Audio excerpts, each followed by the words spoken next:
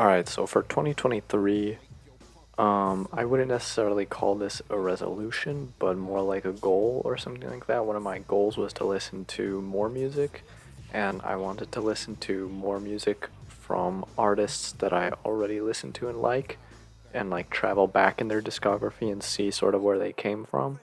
But I also wanted to listen to new music that from artists that I've never listened to before or genres that I've never listened to before, just because I want to avoid just like being stagnant and only listen to songs from artists that you like and don't travel anywhere in their discography and also don't travel outside of those genres or artists.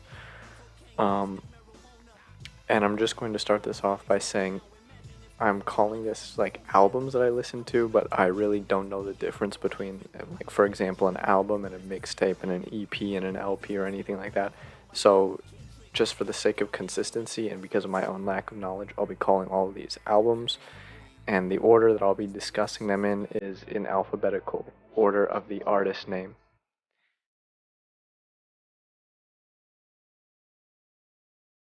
First off, we have Suicide Boys Kill Yourself Part 4, the Trill Clinton saga. I listened to this project because I wanted to go back through their discography. Like I said, that was just something I was interested in. I remember I initially found them probably in 2015, with the release of High Tide and the Snake's Nest.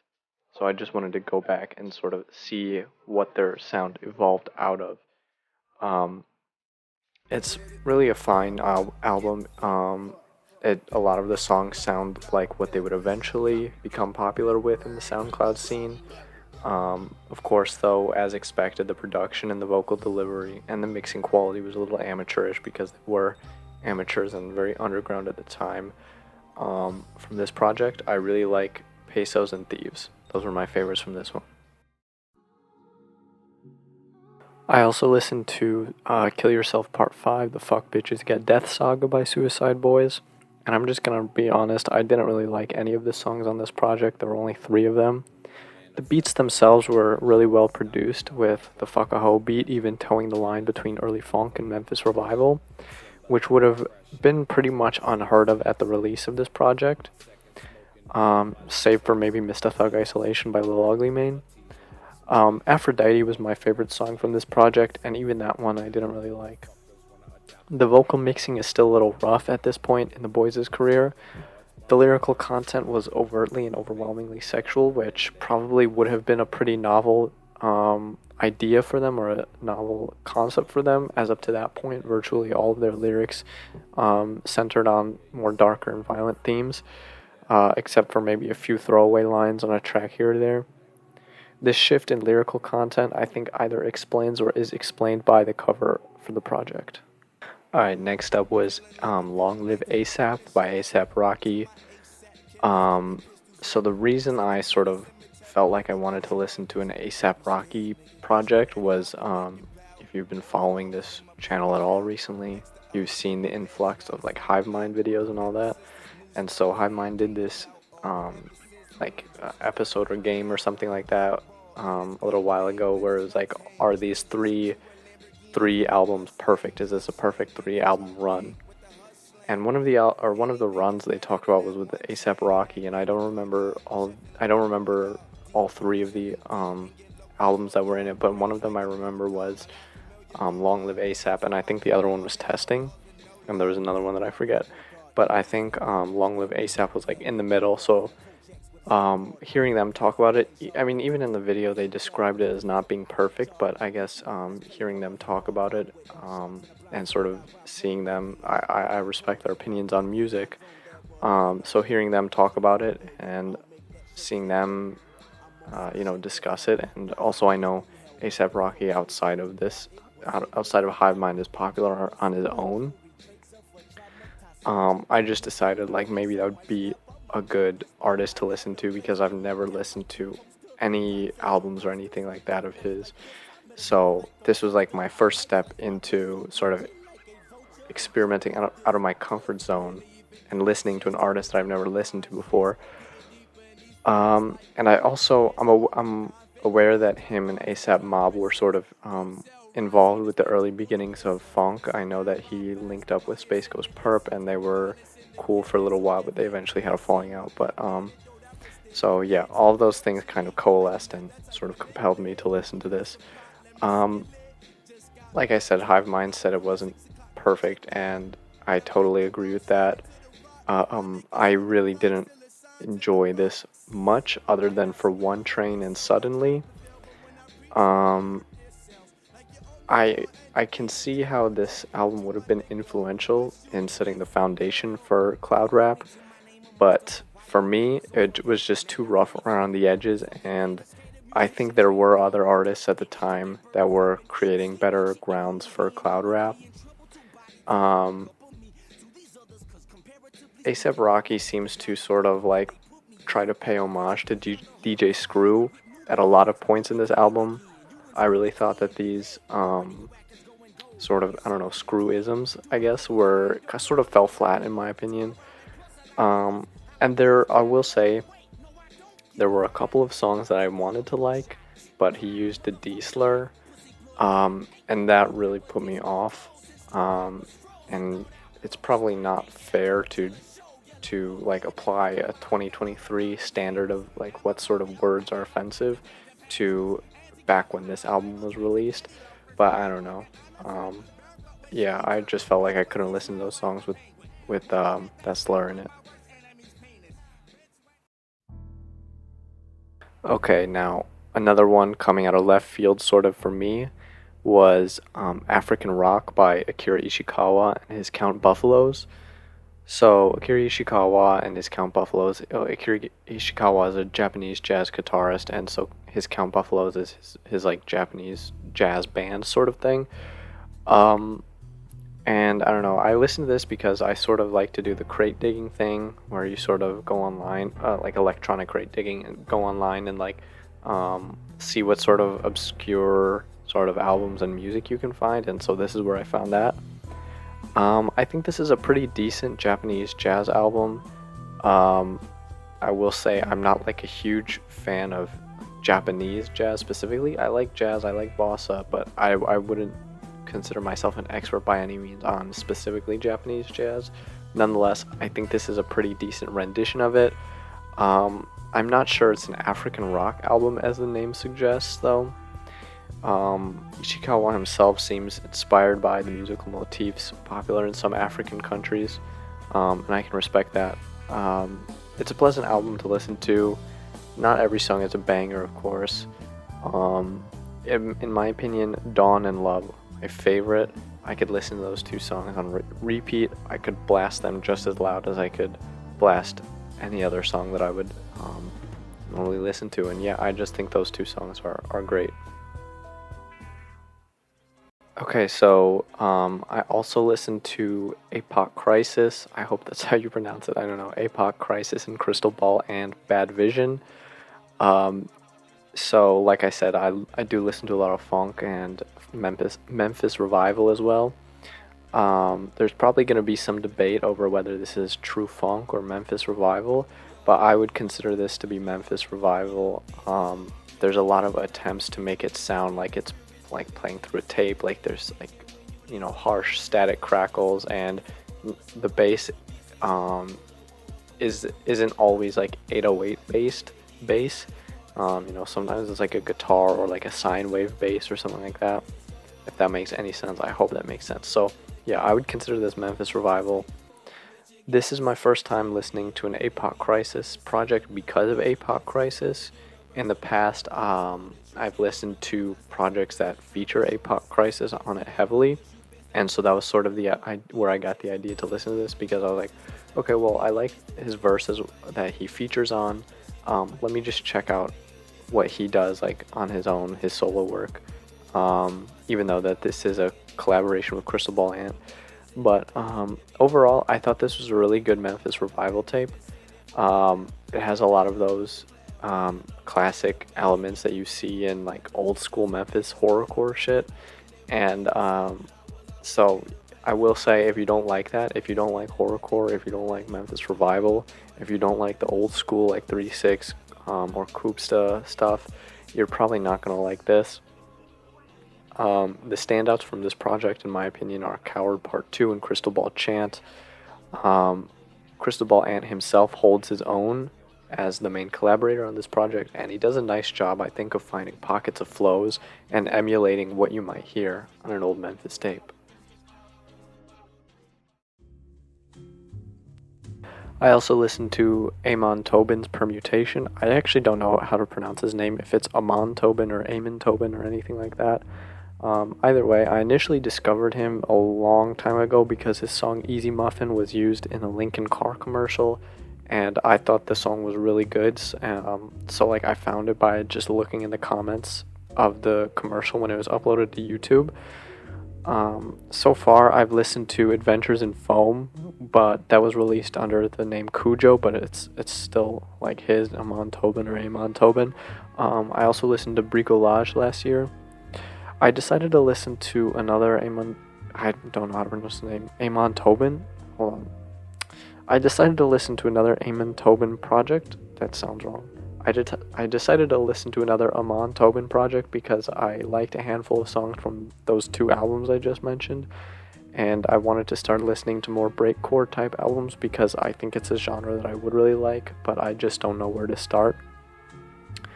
So, and I don't know if he's fully breakcore, but he's the closest artist to that genre that I do know. And I will say overall, I found this album fairly enjoyable, as I did with the other two projects. The melody choices that he samples are very jazzy, which I really like, and the drum breaks he chooses are jazzy as well.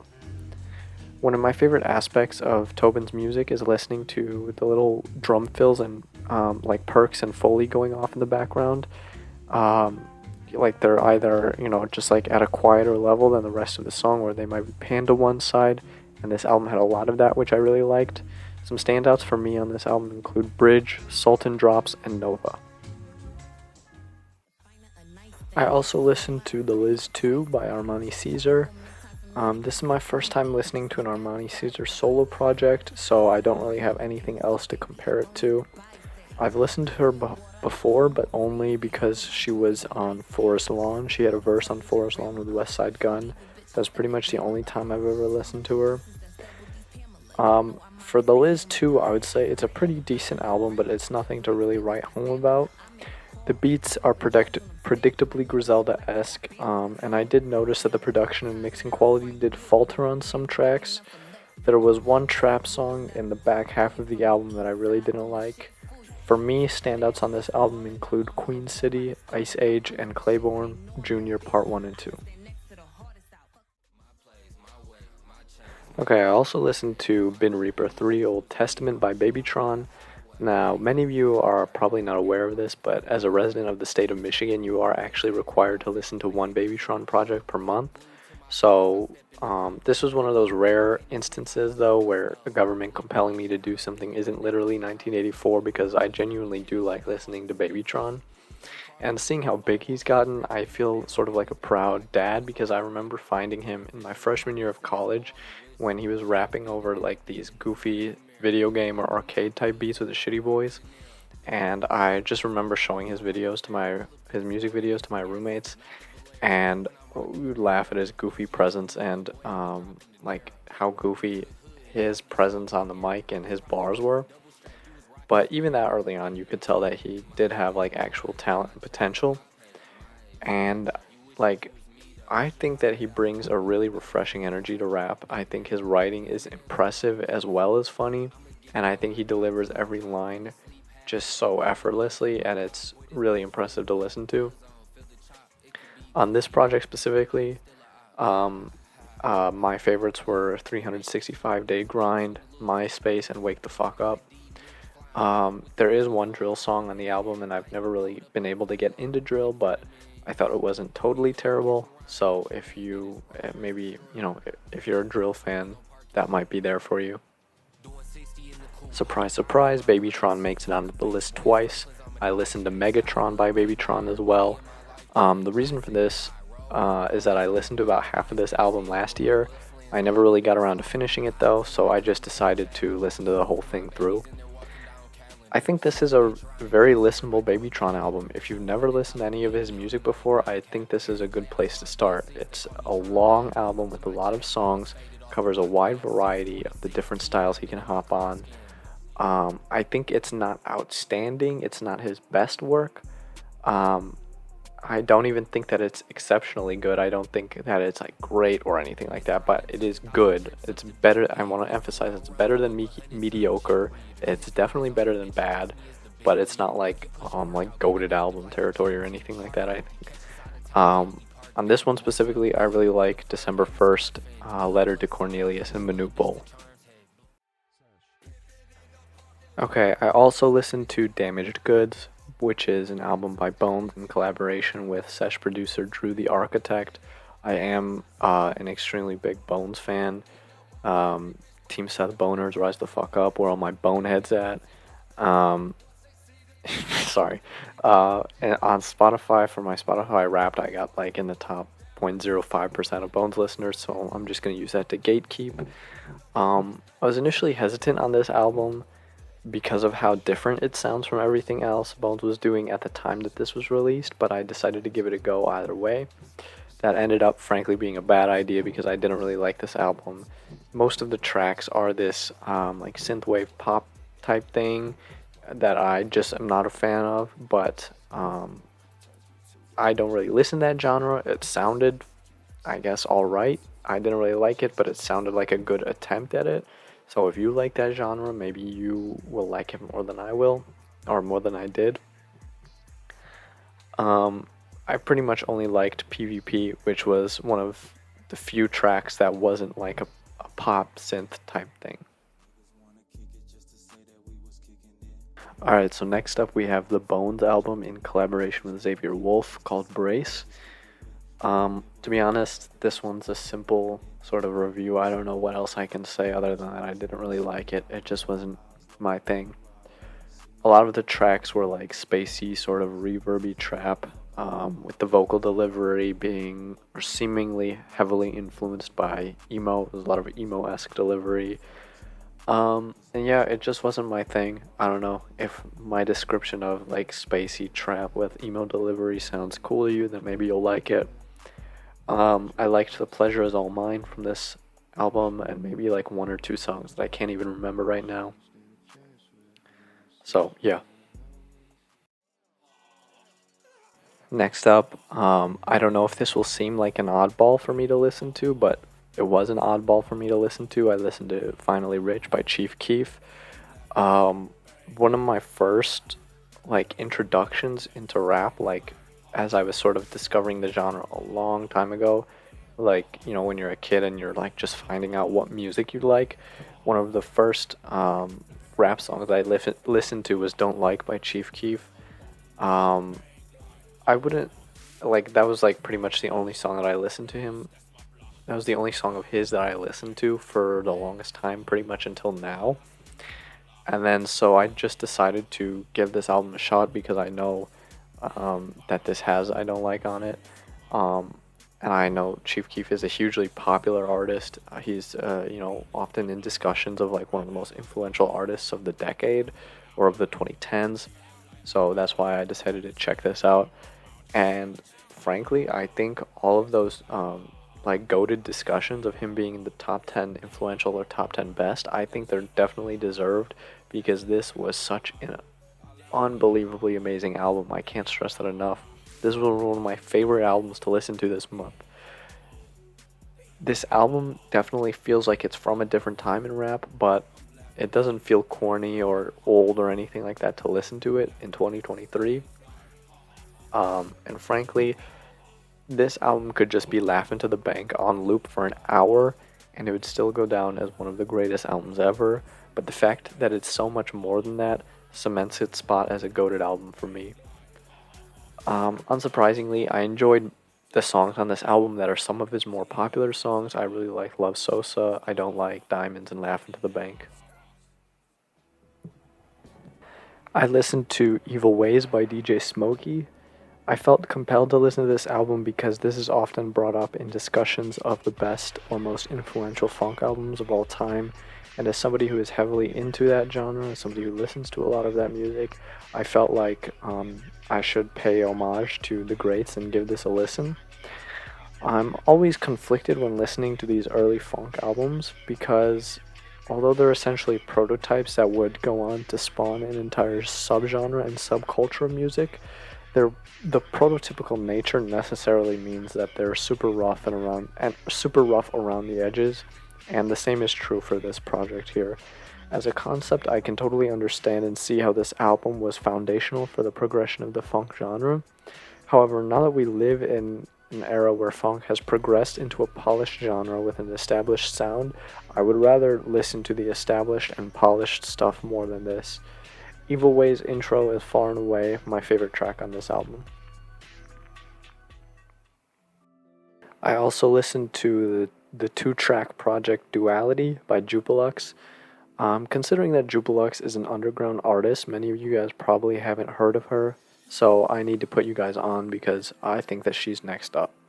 I originally found Jupiluxe because HiveMind does weekly streams where viewers can submit their music to be reviewed by them, and she was a repeat submitter to these streams. From these submissions, you could tell that there was talent, but it just needed to be sort of honed or sharpened. So I kept listening to her submissions and to her music and listening for improvement in her production choices, her vocal mixing and delivery, and all of these things did improve.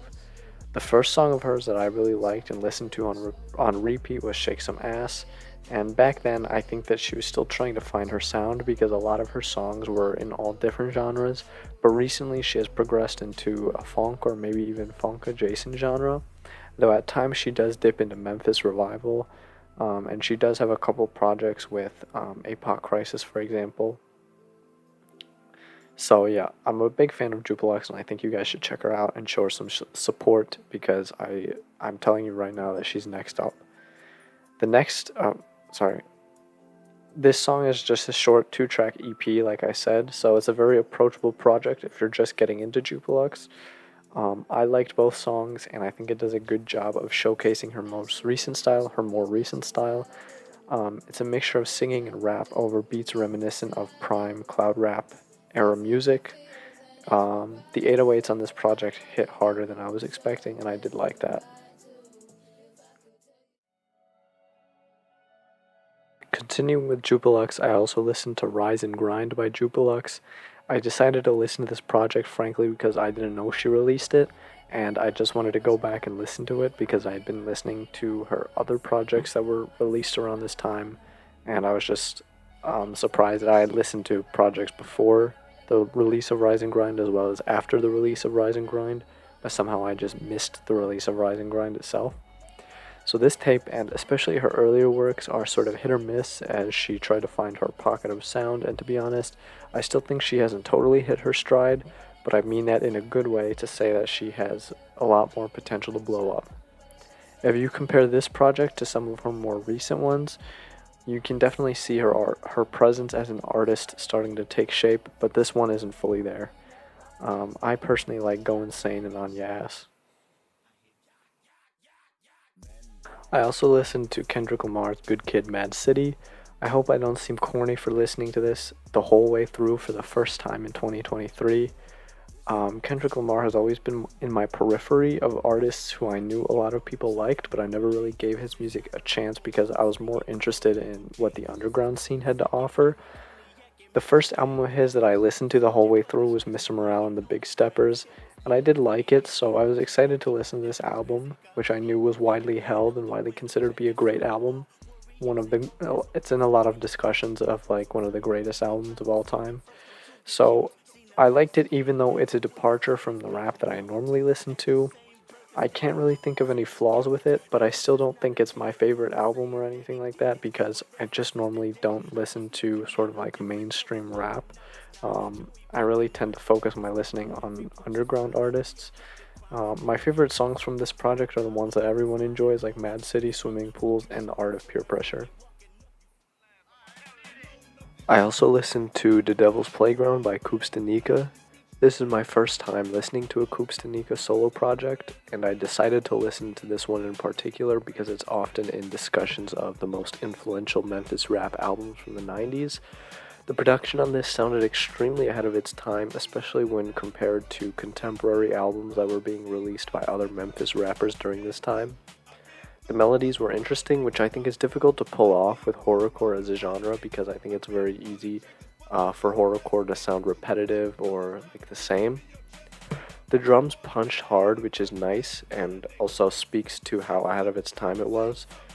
Because my biggest complaint with old rap songs recorded on cassette is that the drums just don't knock, but that isn't the case here, which I really liked and I really appreciated.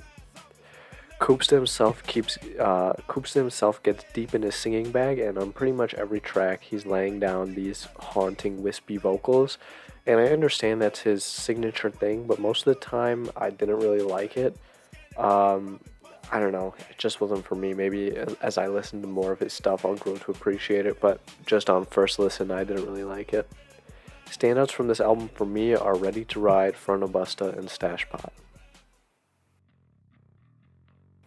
I also listened to Nirvana's Bleach. I wanted to listen to this album because the two genres I listen to the most are rock and rap, and I feel like this January has been stacked with listening to rap mostly, so I wanted to intermix some rock. I've already listened to In Utero and Nevermind, and I really like them. When I listen to rock, I tend to gravitate toward gritty, grungy, or noisy rock, and even though In Utero and Nevermind delivered some of that, this album really scratched that itch. I thought the back half of this project was a little shaky, but I still think this is a fantastic album to listen to nonetheless. If you're also interested in that noisy or grungy sound, this might be for you. My favorite songs include Blue, About a Girl, and Big Cheese. I also listened to Tragedy of a Clown by Ramirez. I would consider myself a pretty big Ramirez fan. He was in my top 5 artists on Spotify, but somehow I missed the release of this album, so this was just me going back and listening to it. And I have to say, overall, it was a very enjoyable listen. He easily found his pocket, and the production was really nice. There were also some good features from Germ and Shakewell specifically. There were a couple of songs that I just couldn't get into because they featured Puyo or Fat Nick, and I think in 2023, I think it's pretty safe to say fuck those two guys.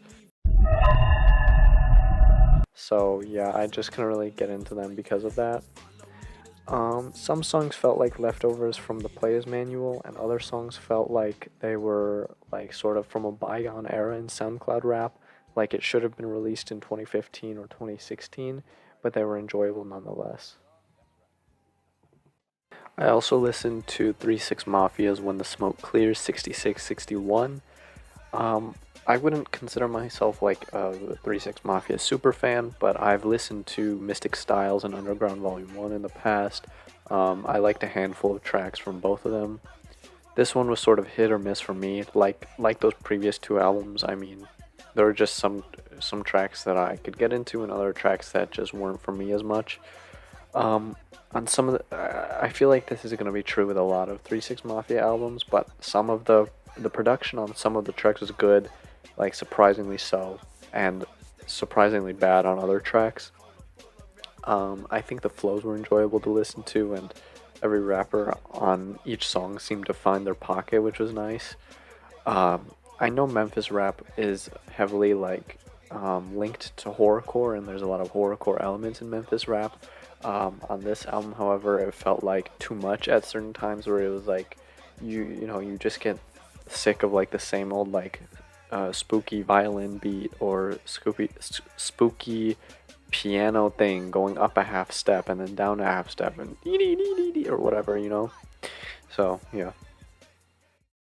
And finally, I listened to Velvet Revolver's Libertad.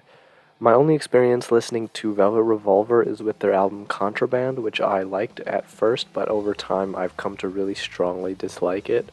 I don't know why, but I just feel like Velvet Revolver struggles to escape the appearance of butt rock, but I decided to give them another listen to see if they could redeem themselves, so I listened to Libertad. Overall, this album was pretty hit or miss for me. It seemed like every song fell into one of three categories, which was Nirvana impression, background music to a Chili's commercial, and a song on the soundtrack to a coming-of-age movie where the protagonist leaves what he perceives to be his small-minded rural community for the big city college lifestyle in order to fill a hole he's had in his heart, only to realize that what he was looking for this whole time was much closer to him than he thought. So those were all the new albums I listened to this month. Let me know what you think. Let me know if you disagree with any of my takes. Let me know if you agree with any of my takes. Let me know if you have any suggestions for shit I should listen to. I'm open to any and all suggestions. Yeah, that's it. Bye.